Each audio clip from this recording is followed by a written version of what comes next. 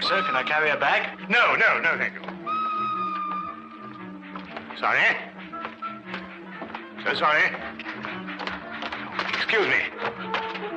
Watson! Watson! Sorry. Watson, hurry up. Come on, the train's going. Yes, what's happening here? Excuse me. Was it a close call, Holmes? Yes, it certainly was. If you hadn't lingered to pass the time of day with that barmaid, we'd have had ample time. How did you know that I... Your elbow, it's wet. Well, you've obviously been leaning on a bar somewhere. And if I know you, it wasn't a bar man. Was she pretty? Yes, he was a lovely young lady, as a matter of fact. Came from Lancashire. Hasn't been in London very long. Blinko Watson.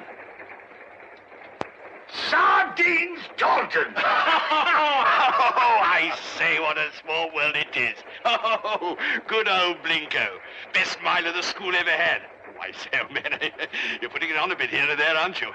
Oh, particularly there. Oh, well, you know. Say, Holmes, do you know sardines? Oh, how do you do, sardines? Did you say Holmes? Not Mr. Sherlock Holmes. Oh, I see you've been reading about him in the papers, what? Oh, can't read anything else these days except about that last case of yours, Mr. Holmes. Yes, well, that presented a bit of a problem at first, but we managed to nail him before the finishing line, didn't we, Holmes? Oh, we did, Blinko. You know, I wouldn't be at all surprised if you were going fishing. Yes, we're going to Witchenham, no? Why, of course. I'm living at our old family place, Forthingham. That's near Witchenham. Oh, I say. Something wrong, man? No, nothing really. I don't want to bother Mr. Holmes with my troubles. What sort of trouble, Mr. Taunton? Well, yes, it's my mummy. Oh, old Lady Taunton. No, my Egyptian mummy. Is your father married again? No, don't be silly, Blinko. One of those Egyptian fellows who were mummified thousands of years ago. That sort of mummy. Oh, you have that sort of a mummy? Yes. My Uncle Joseph sent it to me from Egypt. He's an archaeologist, you know.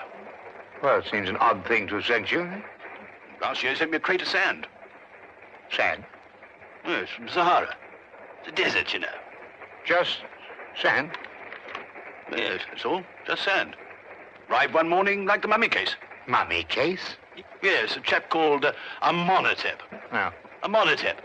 Priest of the 14th dynasty or something. Anyway, that's what Professor Van Tolkien said. Professor Von Tolkien? Yes, he's a colleague of my uncle's. Lives quite nearby. He couldn't fathom what was wrong with the mummy either. Precisely what is wrong with your mummy, Mr. Taunton? It laughs. I beg your pardon? It laughs. Laughs? Quite. How does it laugh? Well, now, we go something like this. No, not really like that. It's much eerier than that. More like this. See, when does it laugh? Oh, practically any time. Well, have you seen it laugh? Me? Oh, good heavens, no. Why don't you give it away? I can't. Nobody wants it. I say, Blinko. Oh, no, I'm awfully sorry. We couldn't.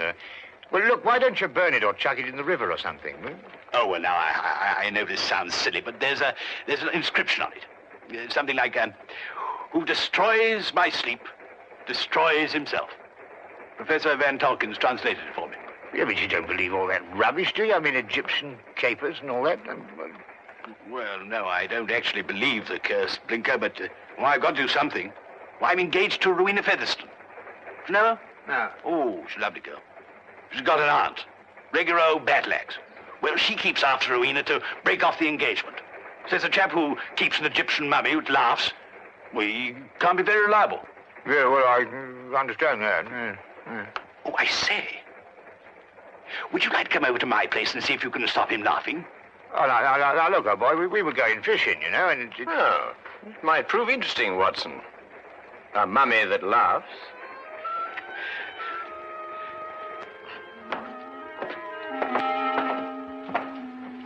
This is, Amenhotep. Well, he doesn't look as if he had much to laugh about. You wouldn't think so, would you? You wait till you hear him, Blinko. Frightening, positively frightening. 14th dynasty, I see. Yes, an exceptionally fine sarcophagus. I must say the funerary carvings of the 14th dynasty were the most beautiful ever known. Ah, yes. Amenhotep was a priest warrior. And here's the curse. Yes. Who destroys my sleep, destroys himself. Makes you think, what? Ow. This thing's full of splinters. I'm always pricking myself on it. When did the mummy start laughing, Reggie? As soon as you received it 6 months ago? No, rather not. First, he was very well behaved. Quiet as a lamb, then he started in about a month ago. I see. I take it these are the other Egyptian trophies your uncle sent you. Yes, rather. I stick them all in this room here. I call it my Egyptian room. You know, I wouldn't like Uncle Joseph to come back and think I didn't appreciate the gifts he sent me. Pretty touchy about the things they dig up, these archaeological fellas. Yes, quite naturally. Has your uncle been in England recently? Oh, no, not since he went galloping off east as a young man. Must be at least 40 years, I think. Then you've never seen him? Oh, no. Oh, I say, that's the Sahara sand I was telling you about. Oh, yes. Does your uncle never write to you? No, never. Just sends back the things he digs up. Have you got a photo of him by any chance? Yes, this one. It was taken when he was up at Oxford. I think he must have changed by now, you know, 40 years. Ravages of time and all that. Yes. Oh, I'm sorry, Reggie. I didn't know you had visitors. Oh, no, don't go, Rowena. I want you to meet my guests. This is Blinko, Dr. Watson, and Mr. Holmes, Mr. Sherlock Holmes. This is my fiancée, Miss Featherington. Mr. Sherlock Holmes, the detective? Yes. Yes, he's come to look into this mummy business for us. Have you found anything, Mr. Holmes? Why does it laugh? Well, perhaps he tickled himself to death. I keep pleading with Reggie to get rid of it, destroy it, anything. But he's afraid of the curse. Well, I'm the one the curse is going to work on, and you know what they are. Really, Reggie, this is the 19th century.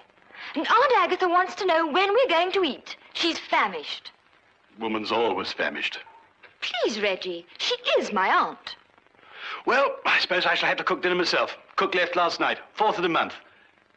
Say, Blinko, do you cook? Well, I... Reggie, you didn't invite Dr. Watson here to cook. I'll cook. Well, maybe I better do it myself after all. We'll both cook. Come on. How many of us are there? 5? No, 6. I've asked Professor von Tolkins to dine. I say, if you'd like a glass of sherry or a brandy or soda or something, you'll find it all in the cupboard over there. Charming girl. I say, Holmes, let's finish up this matter in short order, eh? I hear the fish roundabout here absolutely snapping. I wonder. You wonder what? You found something, Holmes? No, I wonder if Miss Featherington can cook.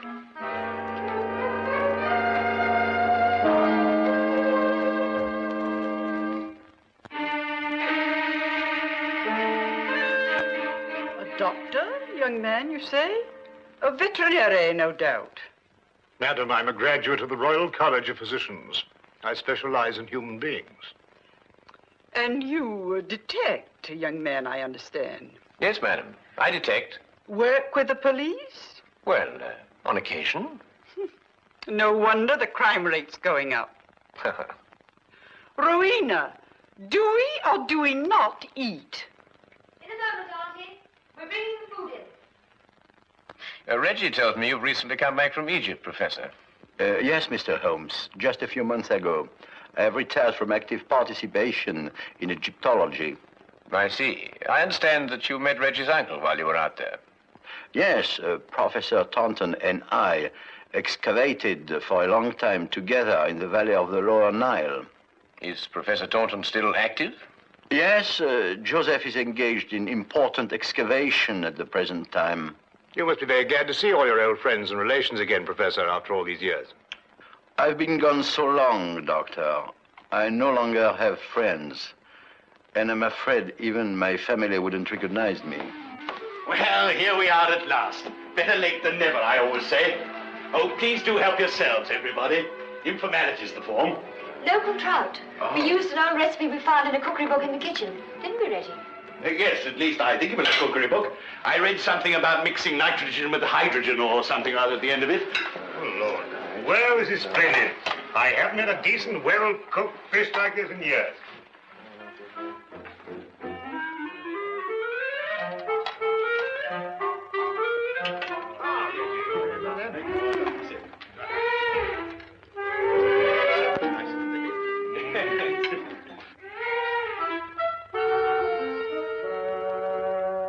Rubber. Sheer, unchewable rubber. I think it's very edible. What do you think, Holmes? Quite. Yeah, who knows? A sauce might have improved it. Somehow. It's quite delicious, Miss Featheringstone. I believe you're accustomed to eating beetles and locusts, which I'm told are considered delicacies in your country. Oh!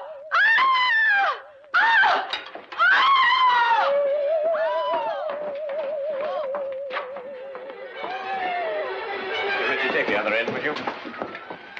Carefully, please. Carefully.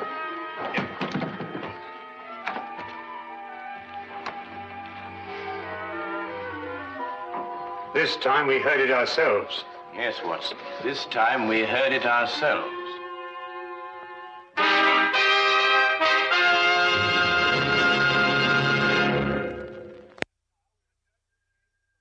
And now we return to the case of the laughing mummy.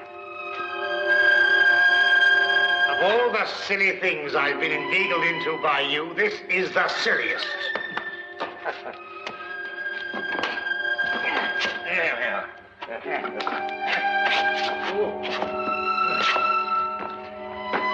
What do you expect to find up here? Something I discovered earlier this evening, Blinko. Do not address me by that ridiculous name. Ah! All right. All right, old chap? I'm all right now. But if I kill myself, I shall hold you personally responsible. Good. No, we managed it somehow. Though I had my doubts on several occasions. Now, we'll soon know now. Know what? Unless I'm mistaken, this is our laughing mummy. But this is only a weather vane, Holmes. Ah, yes, but one that laughs. Listen. Yeah. Good heavens. Well, it is laughing. It would appear to be so, wouldn't it? Especially with a mummy in the house. When the wind is in a certain direction, the weather vane acts as a whistle, and the resultant sound is funneled down into the Egyptian room below. But that's marvelous, Holmes. How did you stumble onto it? Well, in dealing with the occult, Watson, it's as best to remember the natural phenomena come first. Here, give me a hand with this, would you?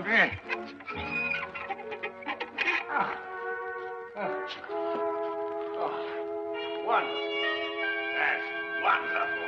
Now, be careful you come down, Holmes. Yes. Just be careful.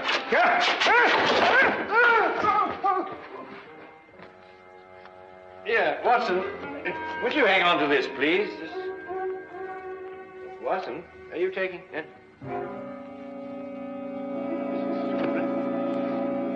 Watson, where have you gone? Watson? Watson? Watson? Do you think they know what they're doing, Reggie, dashing out of the house like this? Maybe not Blinko. Well, Mr. Holmes seems very capable. Oh, yes. He's the reliable type. Doesn't say much, but when he does, it's to the point. Like me. Tell me, Professor, is this the first mummy you've ever heard of that laughs? The very first, Miss Featheringstone, and I'm quite sure that... Dr. Watson, what's happened? I slid off the roof and landed in the rhododendron. Not my rhododendrons, Blinko. I've entered them in the local flower show. You may now withdraw your entry. Reggie, how long has this weather vane been on the chimney? Oh, about a month. I see. And it was about a month ago that the mummy started laughing. Yes, that's right, Mr. Holmes. It will now stop laughing. It was caused by the wind striking the weather vane, which then blew down the chimney and caused a sound which resembled a laugh. Well. Good heavens above. Mr. Holmes, how terribly clever of you. And you found it out all by yourself? I, too, was on the roof, Miss Featheringstone. Oh, I know. I think you're both terribly clever. My compliments, Mr. Holmes. The simplicity of the explanation escaped us all. Though I knew, of course, there was an explanation. Well, now we can all go and finish dinner. We've got something else coming, I think. Lamb, isn't it, Rowena? I think so. It's meat of some kind. Good. Oh, Reggie. Yes, Mr. Holmes? Who stuck this on the chimney? Well, I did. It was lying about the place, so I stuck it up there to keep it out of the way. Oh, I see. Thank you. You know, I believe I'll miss him laughing. Made him human somehow. Almost chummy. Chummy mummy.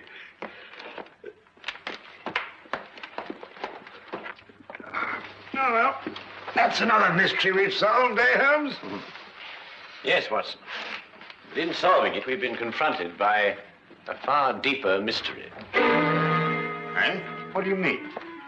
You may observe the sarcophagus is of the 14th dynasty, but the mummy itself is of a much later period. Well, perhaps they had an old box lying about when the chap died. Yes, possibly. But it would have to be lying about for a very long time.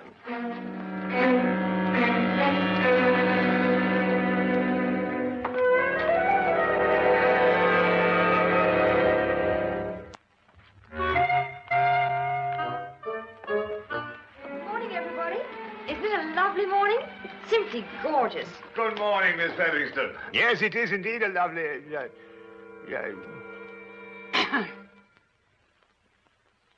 You look very refreshing, Miss Featherington. Very refreshing. And I am. No mummy laughing any longer, thanks to you, Mr. Holmes. Well, I say, what early birds we all are.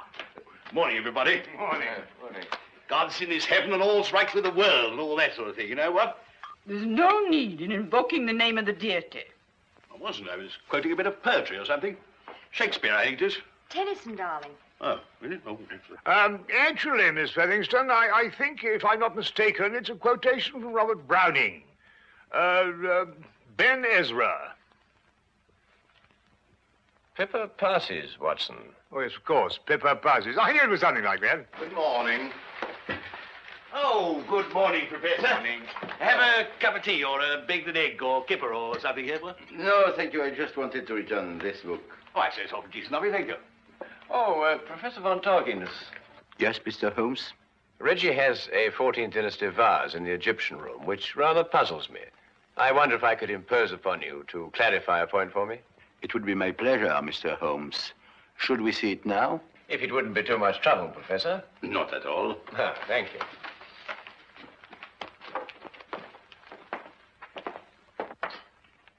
Yes, the composition of the pottery struck me as being rather later than the 14th dynasty, Professor.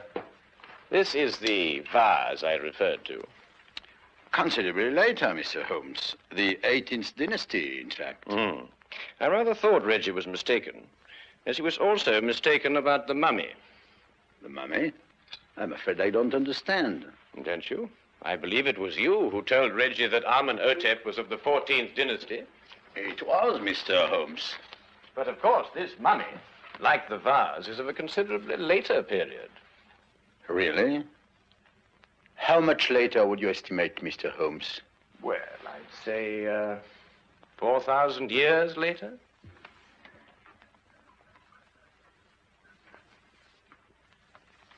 How did you determine that, Mr. Holmes?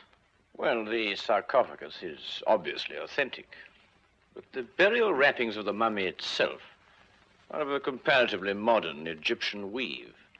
Expertly aged, I admit. I'd hoped the discrepancy wouldn't be noticed. Well, if it hadn't been for the coincidence of the weather vane, I should never have bothered to look at the mummy so closely. What do you propose to do, Mr. Holmes? I'm afraid, Professor, I have no alternative. Holmes, what are you talking about? Professor Von Torkins is, I regret to say, Watson, involved with murder. Murder? Well, who was murdered? Joseph Taunton, Reggie's Uncle Joseph. But how do you know? Where's the body? You are gazing, Watson, at the mummified remains of it. Oh, no, really. You're right, Mr. Holmes. This is Joseph Taunton. And if I killed him... What do you mean, if you killed him? I don't know. That sounds strange, doesn't it? Joseph Taunton and I were friends. We devoted our lives to excavating the glories of Egypt. And last year we discovered the tomb of Amenhotep. An untouched tomb, Mr. Holmes. Over 4,000 years. Joseph and I were the first human beings to set foot in it since the day it was sealed. Can you imagine what that meant to us? Yes, I can understand that. Joseph was beside himself. He wanted to open the mummy case immediately, but it was wrong, Mr. Holmes. The case had to be opened carefully, delicately. We quarreled. I tried to restrain Joseph physically, but he broke loose from me. He ran to the case and opened it, and then... And then, Professor? And then he staggered and dropped dead. As he opened the sarcophagus? Yes. There were no witnesses to what had happened, Mr. Holmes. But in our struggle, Joseph had suffered bruises. I knew what the police would believe. And so you removed the mummy of Amenhotep and substituted the body of Joseph Taunton instead? It was the only way I could get the body out of the tomb. Mr. Holmes, I didn't mean to kill Joseph. It was his heart. He always had a weak heart. You say he staggered, Professor. What did he do as he staggered? He grasped his throat as if he were choking. Watson, would you oblige me by removing the cover of the sarcophagus? Yes, of course.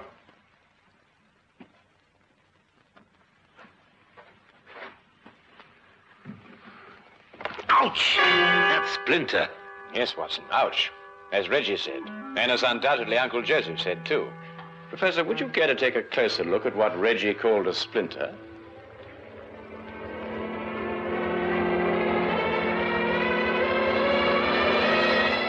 What?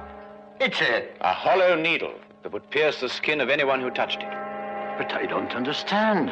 The curse of Amenhotep, and a hollow needle that contained the venom of an asp. The same snake poison that killed Cleopatra and that killed your friend, Joseph Taunton. The most marked symptom of asp poisoning is suffocation. The victim instinctively clutches his throat. Then it wasn't our fight. No. And traces of the poison may still be found in the body, even after mummification. I say, Holmes, you don't think there's any of that poison left in the needle, do you? Because, well, if so... The next few minutes will determine that, Watson. What? Well, how's old Amenhotep doing? I bet he's feeling down in the mouth now he's stopped laughing. You'll be glad to learn, Reggie, that the professor has offered to take the mummy off your hands. Oh, I say, that's awfully decent of you, Professor. What you going to do with him? But he's also considered giving it a fitting burial. Oh, of course. Now, why didn't I think of that? Do you realize what this means, Rowena? Now we can be married. That old... I mean, your aunt, well, she won't have a leg to stand on. But, darling, Aunt Agatha really likes you. She just pretends to think you're not very bright. Really? She likes me? I think so. Oh, well then. Let's go and tell her the good news. Thank you, Mr. Holmes. Not at all, Professor. Holmes! Holmes! What? What's the matter? Why, you look ill. It's the poison. I can't get my breath. No, relax, Watson, relax. If there had been any poison left in that needle, Reggie would long since have joined his ancestors. Fortunately, the curse only worked once. Oh. Ridiculous. That's all right. Oh, but Holmes. No, that's all very well, but I still can't get my breath. Well, not again. Hey. It's probably the food we've been subjected to.